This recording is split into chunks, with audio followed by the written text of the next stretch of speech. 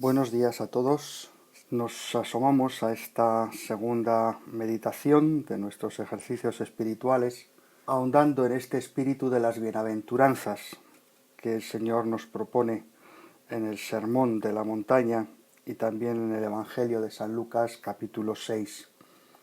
Cada una de las bienaventuranzas, ya sea dicha en San Mateo siempre en forma de bienaventuranza o por San Lucas primero en forma de bienaventuranzas y luego en lo que se llaman los ayes, los lamentos de Jesús, tiene tres partes. Siempre comienzan con esa palabra, bienaventurados. A continuación viene la situación que hace que aquellos que son bienaventurados tomen conciencia de ello.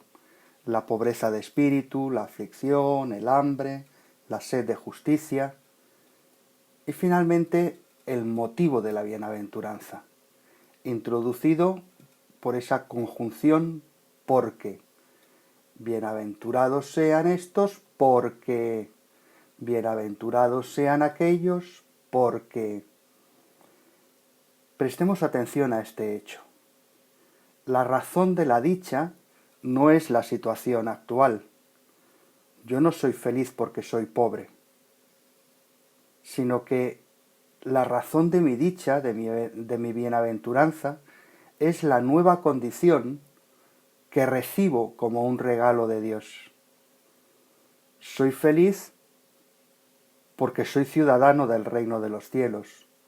Soy feliz porque tendré el consuelo, porque heredaré la tierra. Es este tercer elemento el que da razón de la felicidad. Jesús utiliza a menudo un futuro pasivo. Serán consolados, heredarán la tierra, serán saciados, serán perdonados, serán llamados hijos de Dios. No hay bienaventuranza sin esperanza, sin confiar en un Dios que nos promete y nos procura su reino. Pero, ¿qué significa la palabra bienaventurado? La palabra original, en griego makarios, no indica a alguien que está satisfecho, que lleva una vida divertida, que tiene el estómago lleno, sino que se refiere a una persona que está en condición de gracia, que progresa en la gracia de Dios, que progresa por el camino de Dios. El bienaventurado es el discípulo, el que camina por los pasos de Dios, el que sigue sus huellas, el que mira a Dios y aprende de Dios la paciencia, la pobreza, el servicio a los demás, el consuelo. Los que progresan en estas cosas son felices y serán bienaventurados. Desde ahí nos asomamos a la primera de las bienaventuranzas. En San Mateo, bienaventurados los pobres de espíritu, porque de ellos es el reino de los cielos. En San Lucas, bienaventurados los pobres, porque vuestro es el reino de Dios. Sabemos que la expresión reino de los cielos es la misma, es equivalente a reino de Dios. Los judíos, para no decir el nombre de Dios, dicen los cielos. Es un signo de respeto. Pero, ¿qué significa esto del reino de Dios o del reino de los cielos? Y luego nos preguntaremos, ¿y qué significa que yo sea ciudadano del reino de Dios o del reino de los cielos? Es significativo que en la primera lectura del día de Navidad, el versículo 7 del capítulo 52 del profeta Isaías, se anuncia el final del exilio en Babilonia. Los judíos han estado deportados y cuando el profeta anuncia el final de esa deportación dice: «Qué hermosos son sobre los montes los pies del mensajero que anuncia la paz, que trae buenas noticias, que dice a Sión: ya reina tu Dios. Israel ha terminado el cautiverio de Babilonia y el profeta anuncia esta liberación reconociendo que Dios empieza a ser rey, es decir, que empieza a establecer su reinado, su victoria, su salvación. El reino de Dios es el reino de los que han entrado en la salvación, los que reconocen la victoria de Dios sobre todo aquello que oprime, que esclaviza al ser humano. Esta liberación no es obra de hombres, es obra de Dios, es obra del poder de Dios. Y esta realeza de Dios, este reino de Dios, traerá paz y alegría a Israel, y esta paz y esta alegría se extenderá en Cristo a todas las naciones. Dios nos ofrece ser ciudadanos de su reino, porque suya es la victoria, porque suya es la salvación. Y ante esa victoria, ante esa salvación, ¿cómo respondemos nosotros? Esa es la pobreza de espíritu. Bienaventurados los pobres de espíritu, porque de ellos es el reino de Dios. Ser ciudadano del reino de Dios significa acoger la grandeza de nuestro Dios, la llegada de su reino en pobreza de espíritu.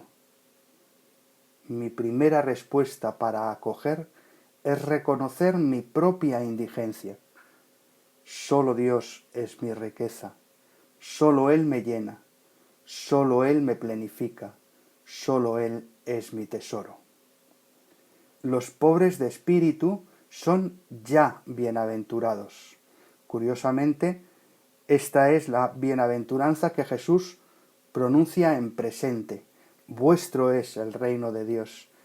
De ellos es el reino de Dios. Somos bienaventurados porque estamos capacitados para aceptar el reino de Dios en la medida en que nos reconocemos pequeños, pobres, indigentes.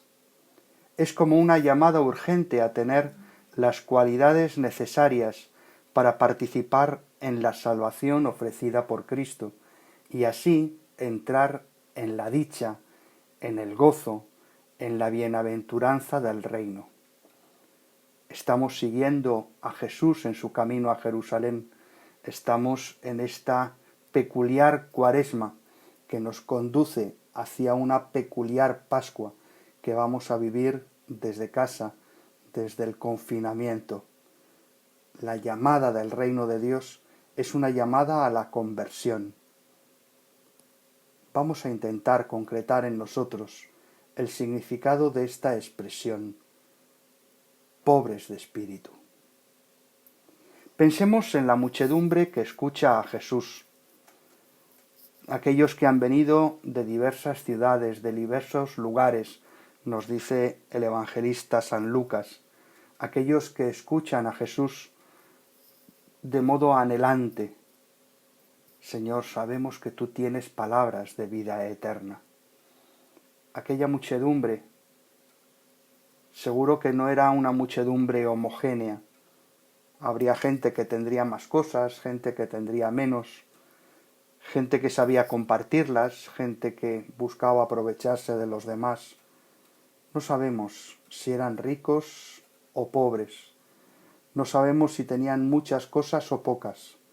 Pero lo que sí sabemos es que han dejado la comodidad de sus hogares, porque sienten la necesidad de sentirse salvados, de acoger la salvación que ese rabino de Nazaret les trae. Eso es ser ciudadanos del reino, porque eso es ser pobres de espíritu. Los pobres de espíritu son los que se desinstalan de sí mismos para ponerse ante Dios e implorar su salvación, acoger ese don de Dios, esa ciudadanía del reino de Dios que el mismo Cristo nos ofrece. La pobreza espiritual es la actitud de la persona disponible ante Dios y ante los demás, en especial con las personas necesitadas. Se sabe y se acepta incapaz de salvarse a sí mismo, pero está seguro de ser salvado por Jesucristo.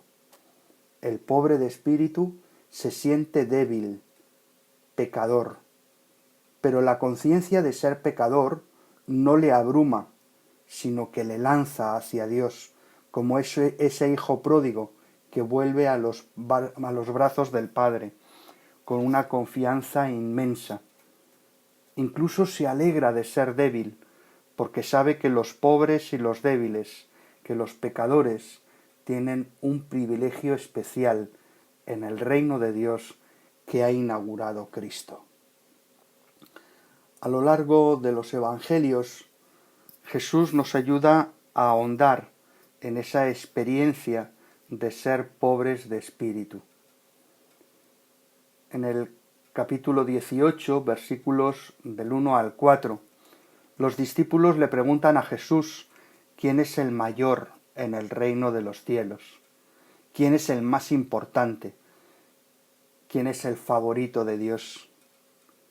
Él responde poniendo a un niño en medio de ellos y diciendo: si no cambiáis y os hacéis como niños, no entraréis en el reino de los cielos. No es que los niños sean de mejor condición que los adultos. Ellos son caprichosos, se cogen rabietas, son egoístas, pero tienen algunas cualidades que nos ayudan a entender cuál es nuestra relación con Dios y con su reino. El niño sabe que no es autónomo, que depende de otro, que necesita de otro. Un niño solo es carne de cañón. Un niño solo no es capaz de defenderse, de buscar lo fundamental para vivir. Ante Dios nos sentimos como un niño en la medida en que somos heterónomos, en que nos sentimos necesitados de Dios. Los niños, aunque no aprendan, imitan a sus mayores. Todos podemos recordar momentos de nuestra infancia en los cuales nos hemos disfrazado con las ropas de papá o de mamá. El niño mira a Dios y sabe que Dios es aquel a quien se tiene que parecer, a quien tiene que imitar. El niño es el que tiene la actitud de necesitar referencias de los mayores, de reconocer en los mayores a alguien a quien seguir, a alguien a quien imitar. El niño, por fin, es el que está seguro de que su padre nunca le va a fallar, de que su padre es el mejor de todos los padres. Nosotros, los niños del reino de los cielos, necesitamos imitar a Cristo y sentirnos seguros de que nuestro Padre es el único que nunca nos va a fallar. En el capítulo 23 del Evangelio de San Mateo, en el versículo 11, los discípulos le preguntan a Jesús quién es el mayor en el reino de los cielos. Y Jesús les dice: el mayor entre vosotros será vuestro servidor. El camino del reino que nos ha traído Cristo nos pone en un camino hacia el hermano. Recordemos ese precioso gesto de Jesús que sube al monte para encontrarse con Dios, pero baja a la llanura para encontrarse con el hermano que necesita de su presencia, que necesita de su palabra. El camino de la felicidad está en darse a los demás en servicio, lavándoles los pies. Es la auténtica humildad y por tanto el camino de la felicidad. Jesús, en definitiva, es el pobre de espíritu. Todas estas actitudes que estamos subrayando para ser felices, para ser bienaventurados, las encontramos en Cristo. En las bienaventuranzas Jesús no hace más que proponernos su propia experiencia. La dicha de que nos habla es su propia dicha. La experiencia del reino de Dios a la que hace referencia es su propia experiencia. Las disposiciones de que nos habla son sus propias disposiciones. Jesús es el Hijo pobre y obediente al Padre. Se ha hecho pequeño, se ha hecho débil, se ha hecho humilde. Su mayor pobreza es vivir completamente volcado al Padre, vivir cumpliendo la voluntad del Padre constantemente. Toda su vida es expresión de su filiación. Jesús es todo disponibilidad, todo receptividad. Vive recibiendo el amor de Dios y dándolo hasta el final. Su muerte, que contemplaremos en esta Pascua, será la máxima expresión de su actitud filial. Y la resurrección ha sido la respuesta del Padre, que instituye en Cristo resucitado la llegada del reino de Dios. Por tanto, bienaventurados los pobres de espíritu, porque de ellos es el reino de Dios.